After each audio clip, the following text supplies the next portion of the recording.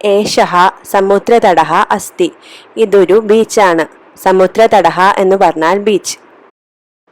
ജനാഃ പര്യടനാർത്ഥം അത്ര ആഗച്ഛന്തി. ജനങ്ങൾ വിനോദസഞ്ചാരത്തിനായിട്ടാണ് ഇവിടെ വരുന്നത്. പര്യടനാർത്ഥം എന്ന് പറഞ്ഞാൽ ടൂറിസം. കേചൻ തരംഗൈഃ സഹ ക്രീഡന്തി. ചില ആൾക്കാർ തിരമാല കൊള്ളുന്നു. തരംഗൈഃ എന്ന് പറഞ്ഞാൽ വേവ്സ്. കേചൻ ച നൗകാഭിഃ ജലവിഹാരം കുർവന്തി. ചില ആൾക്കാർ ബോട്ട് റൈഡിംഗ് ചെയ്യുന്നു.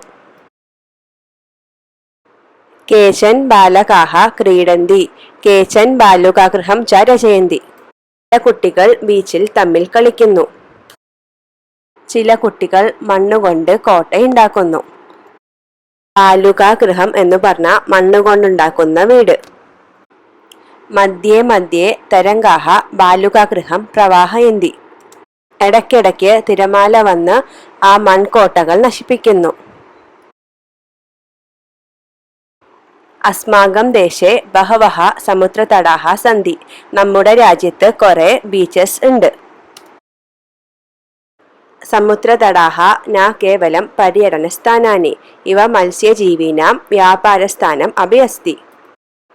ബീച്ച് ടൂറിസത്തിന് മാത്രമുള്ളതല്ല. കുറെ മത്സ്യത്തൊഴിലാളികൾ ഇവിടെ ബിസിനസ് ചെയ്യുന്നുണ്ട്.